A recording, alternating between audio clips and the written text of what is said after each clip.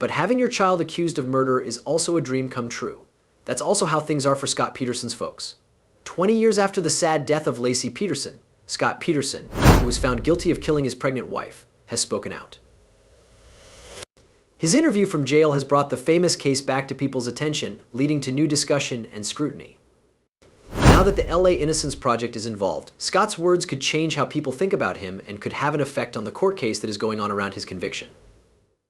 Stay tuned as we talk about this shocking turn of events, Scott's life in jail, and how what he said could affect one of the most famous criminal cases in US history. You need to be there for the next part. A quick review of the Laci Peterson case. Why Laci Peterson didn't show up on December 24, 2002, sent shockwaves through the California town of Modesto and quickly gained national interest. Laci, a 27-year-old woman who was 8 months pregnant with her first child, disappeared for unknown reasons. Her family was heartbroken, and a complicated investigation began that would last for months. Scott Peterson, Laci's husband, reported her missing early that terrible Christmas Eve morning. His first statement said that he had left their house early that morning to go fishing at Berkeley Marina, which is about 90 miles away. He said that when he got home that night, the house was empty and their dog was running around in the garden with its leash still on. This report caused instant concern because Laci rarely leaves without telling anyone, especially since she was already very far along in her pregnancy. As soon as Laci went missing, her family, especially her mother Sharon Rocha, became very worried. Sharon had talked to Laci the night before, and nothing seemed to be missing. The family moved quickly to start a search, calling friends and neighbors and working with the police in the area. At first, they were shocked and couldn't believe what they were hearing. They also hoped desperately that Laci would be found safe. 20 years after Laci Peterson's sad death, her husband Scott Peterson has finally spoken out, and what he said is shocking people all over the world. Why did he decide to speak up now? What secret things might he have to say now that it's been 20 years? Could it make us question everything we thought we knew about this terrible case? Things are about to get really heated, so stay with us. At the end of this movie, it will become clear to you why Scott's words have shocked so many people. Wait until you hear this. You won't believe it. In fact, don't look away. As word got out that Laci had gone missing, her stepfather Ron Gransky joined the search directly. Along with other family members, Ron helped set up search parties and get the word out about Laci's case. In their first public comments, Laci's family talked about how upset they were and begged for any information that could help them find her. People would later look more closely at what Scott Peterson did and said in the days after Laci went missing.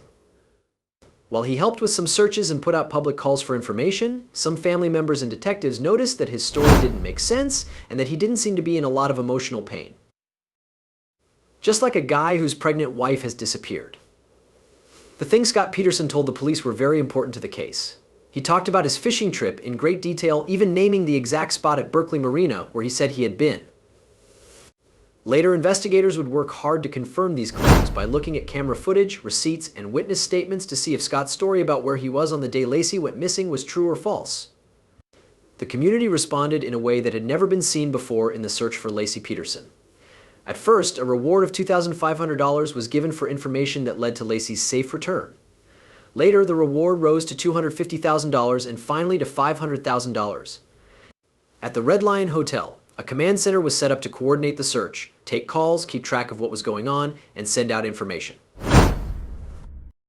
Over 1,500 people helped with the search by handing out information, working at the command center, and having vigils with candles for Laci with Scott. The Laci Peterson case quickly became a big deal in the news, getting a lot of attention from people. The story got a lot of attention across the country, and news sites flooded people with shocking headlines, extensive analyses, and emotional stories. A lot of information made it hard to tell the difference between fact and opinion, which some people saw as a trial by the media. The media coverage was very important in shaping how people thought about the case and how the court proceedings went. It also came up with a number of tips and possible reports, including the news that Scott was having an affair with Amber Frey. As the investigation went on, police found more proof against Scott Peterson. They searched his home and car and watched what he did by using surveillance. The media talked about the growing body of evidence that seemed to point to Scott's guilt, such as his lack of feeling in interviews and his different alibis. As the days turned into weeks, the story would change many times. Because of this, a hearing was held that was one of the most watched in recent US history. On April 13th and 14th, 2003, things got very bad with the case. What did that terrible day involve? It's been 20 years since Scott Peterson last spoke out, and what he has to say is shaking the world to its core. Why now? Why now, after being quiet for so long? Is there something shocking that will happen that will change how the Laci Peterson case goes? Or is Scott just making up stories about the past? There are a lot of questions, but the solutions might leave you speechless. Stay tuned to hear all the details, because what Scott has told us is not what anyone thought would happen. No matter how long you think about it, this story keeps getting stranger and stranger. The bodies of Laci and Connor being found. The bodies of Laci Peterson and her unborn boy Connor were found on the shores of San Francisco Bay on April 13th and 14th, 2003. The umbilical cord was still connected to Connor's body when it was found first, which suggests that he had been expelled from Laci's body while it was breaking down. The next day, Laci's body was found, but some of her parts were missing and it was badly decomposed.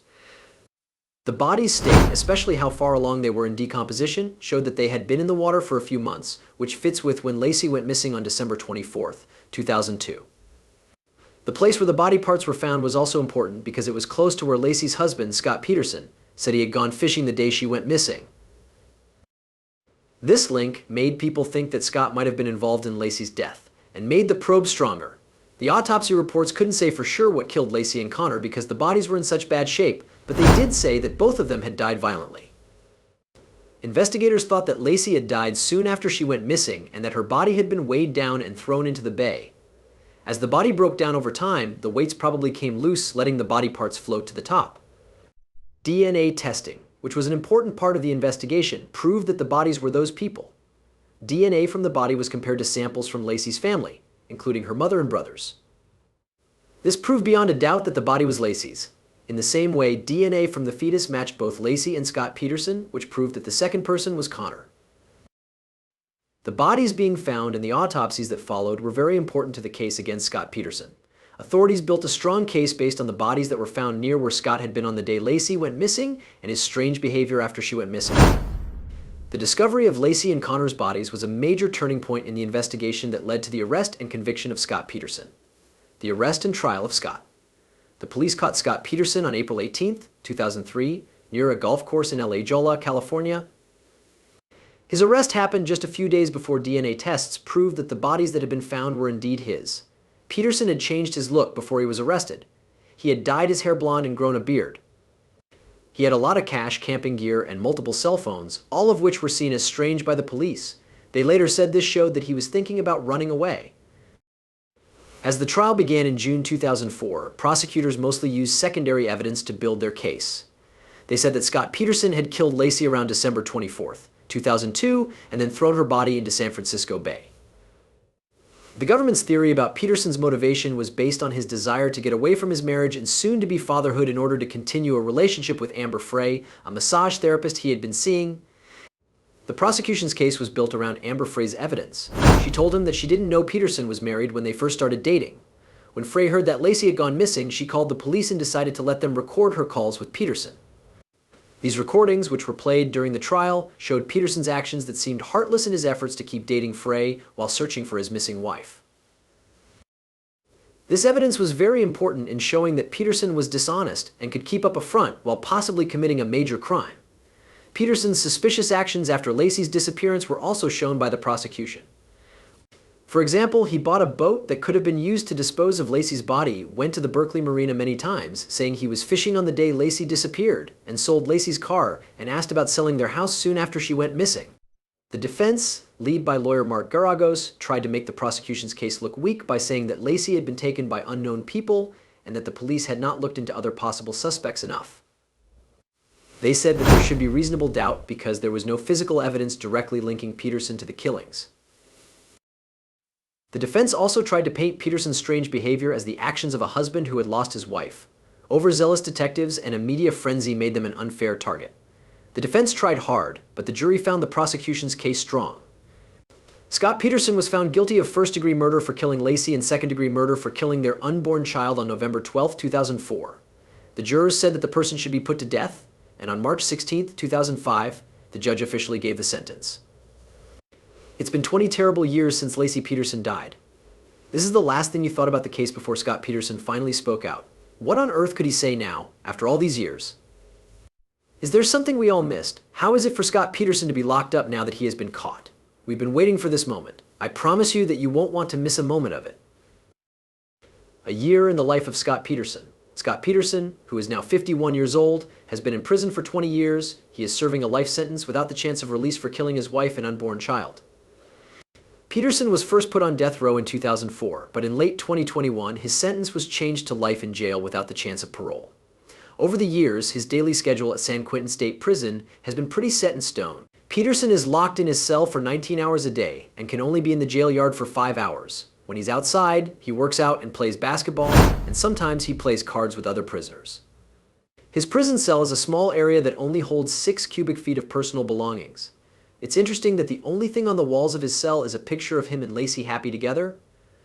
Even though Peterson did some very bad things, he has been able to adjust to jail life and keep mostly good relationships with both other prisoners and staff. Samuel Robinson, a spokesman for the prison, said that Peterson has never been punished for bad behavior and gets along well with other inmates and staff. Because Peterson is famous, a lot of people are interested in him, including women who like him and have sent him letters and even money. Up to 85 letters a week are sent to him, and some friends send money to his commissary account. Thanks to all the attention and support, Peterson has been able to live a comfortable life in jail. He can spend up to $180 a month on things like coffee, snacks, and grooming products from the commissary. People have been interested in and guessing about Peterson's mental and emotional state while he was in jail. Even though his position is very bad, Peterson is said to have kept a positive attitude. A spokesperson for San Quentin State Prison, Vernell Crittenden, said that Peterson quickly got used to life in jail. He even took on the nickname Scotty Too Hottie that a loyal letter writer gave him. In 2005, a friend of the Peterson family told People magazine that Scott was keeping his spirits up and acting like he was not guilty, awaiting the day when he could show that he had nothing to do with the crimes. In a recent interview, Peterson talked about his emotional link to the past. He said, "Every moment is so real, so tactile, and still there. The smells, the lights, the sounds, and when I said goodbye to Laci." But the stress of his position does wear him down. During the conversation, Peterson got emotional and said, "It's still very, very present, but there are times when I become a wreck." He then wiped away tears. This outburst of feeling shows how complicated the mind of a man is who has been in prison for 20 years but still claims to be innocent. Peterson is still serving his term, but there is a chance that he will appeal again.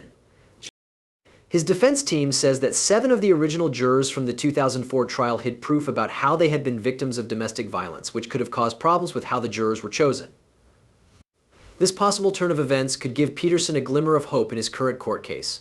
The new interview with Scott that breaks the silence with the groundbreaking 3-part docuseries Face to Face with Scott Peterson finally spoke out after 20 years in jail. Peterson comes out for the first time since he was arrested in 2003 in an episode that will air on Peacock on August 20th.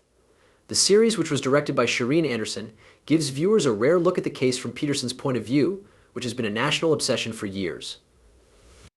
Video calls were used to do the interviews from Mule Creek State Prison in California, where Peterson is serving a life term without the chance of parole.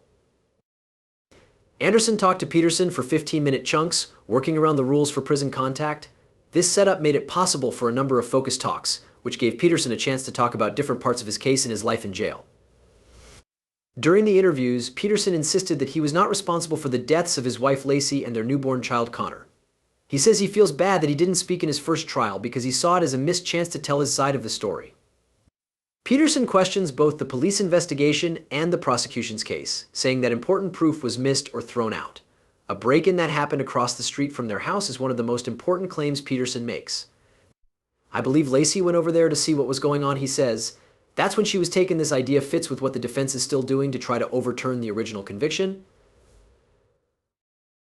Peterson also talks about the controversial way he acted during the investigation. He says, "I was trying to keep it together, get the search going, and deal with the police. It was too late to fall apart." That could not happen.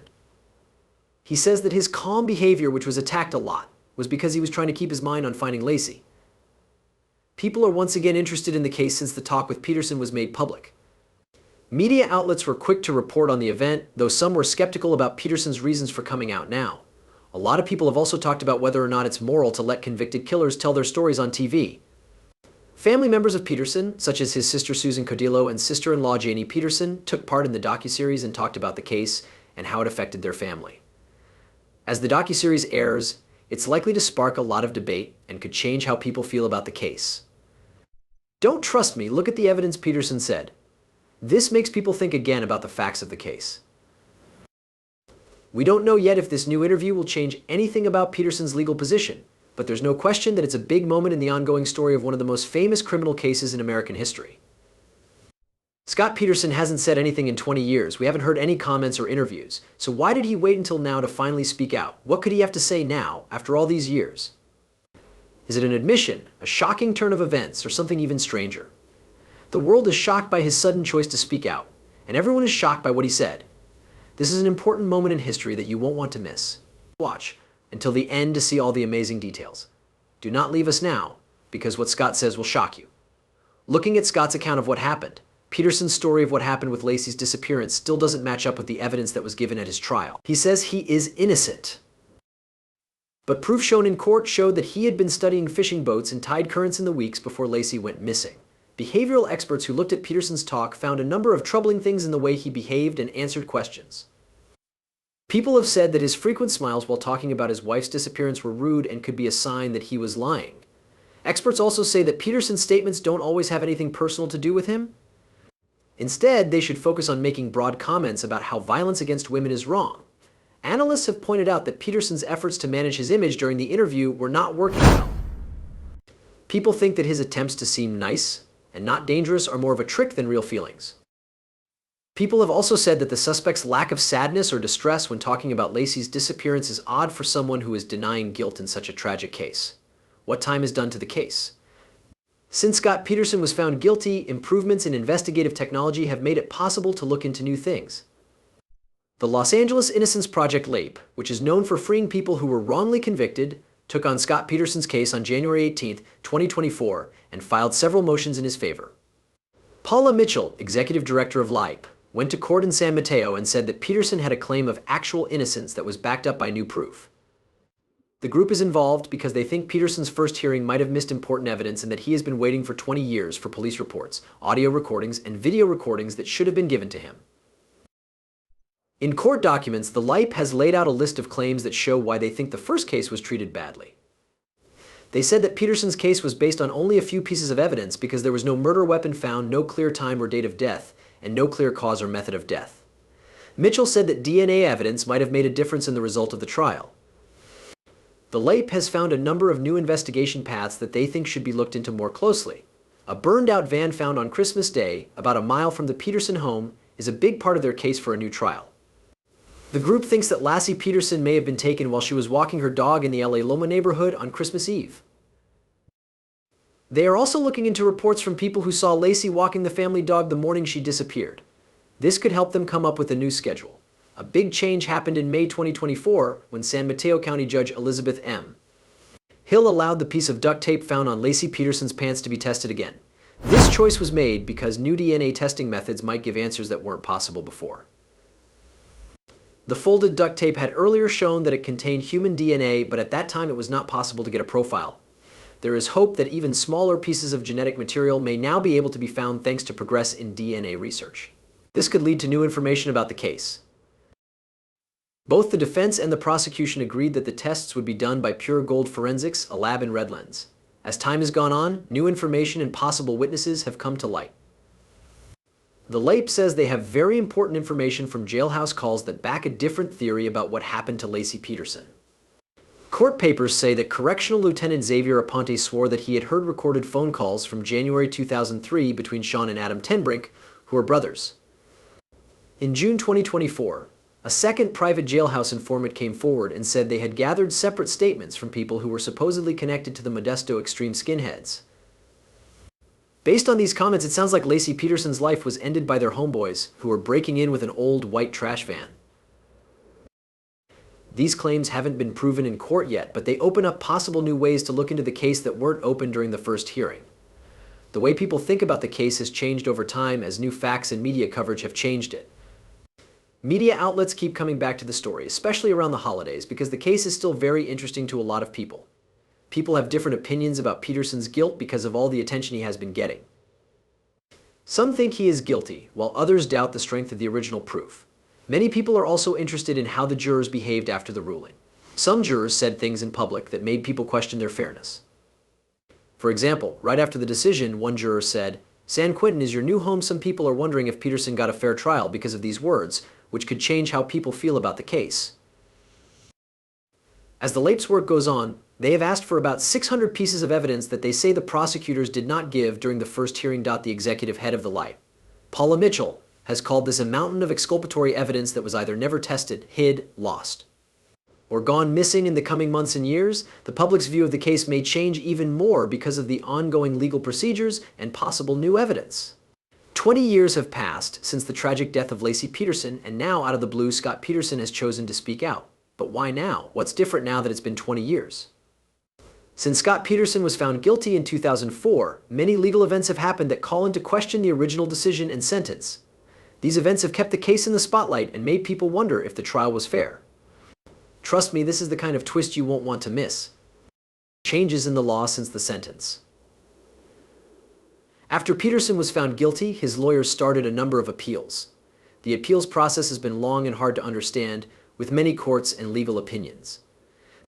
One of the main points of these challenges was how the jurors were chosen, which became a huge issue for Peterson's defense team. Peterson's death sentence was overturned by the California Supreme Court in 2020, which was a big change. The court all agreed that there were clear and important mistakes in how the jury was chosen that hurt Peterson's right to a fair trial during the punishment phase of his case. The opinion's author, Justice Leandra Kruger, said that the trial court made a mistake when it turned away many potential jurors because they had written that they were against the death sentence.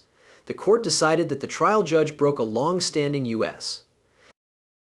Supreme Court rule by throwing out jurors without properly asking them about their ability to follow the law, no matter what their personal views were on the death penalty. This decision brought to light ongoing problems with how juries are chosen in California death cases.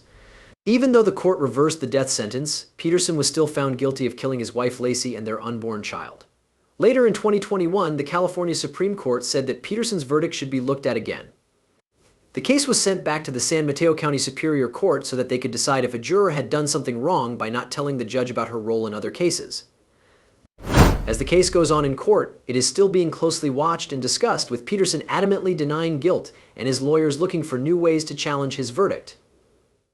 Screams from the victims. Even after 20 years, Laci Peterson's mother, Sharon Rocha, is still struggling with the loss of her daughter. After thinking about how much time has passed, she says it's hard to believe 20 years have gone by, but the pain is still there. Sharon trusted Scott Peterson at first, but as the proof against him grew, she couldn't deny it anymore.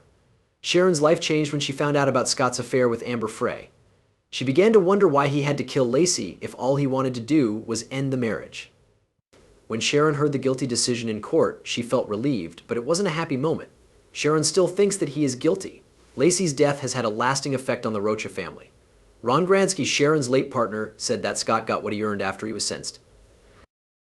Lori Hintz, Stacey Boyers, and Renee Tomlinson, Laci's friends, have done a lot to keep her memory living. They came together to help Laci's family right after she went missing, which was very important during this hard time. As the investigation went on, they started to doubt Scott's actions. His affair and the finding of Laci's body in 2004 made them even more sure that he was guilty. The community's reaction to Laci's disappearance was overwhelming, and police and volunteers searched for her for a long time. The overflow of support shows how Laci affected the people around her and how determined the community is to get justice. The Laci Peterson case has made people in America much more aware of missing persons. People across the country became more aware of the problem of missing people because of how publicized the investigation was and how much it was covered by the media. People have talked about how the case affects the media, how people see justice, and how domestic abuse cases are handled. A lot of people are still thinking about the sad story of Laci Peterson. This brings up important questions about fairness and responsibility. It has made people look more closely at the justice system and how well jury hearings work in high-profile cases. The case stays in the public eye because of ongoing legal developments, such as the Los Angeles Innocence Project's participation. These developments add to ongoing conversations about wrongfully convicted people and the search for justice. This is the end of the movie. Thanks for seeing. If you like this video, please like, comment, and subscribe to get more. Click on the movie that comes up next to read more exciting stories.